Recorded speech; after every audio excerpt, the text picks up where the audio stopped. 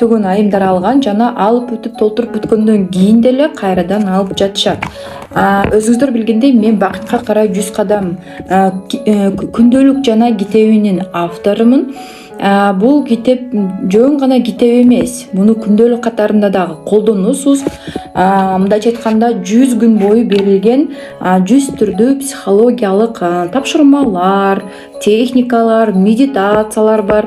Мунун максаты 100 күн бою берилген тапшырмаларды аткарганыңыздан кийин 100 күндүн ичинде сиздин 100 каалооңузду ишке ашырыш керек.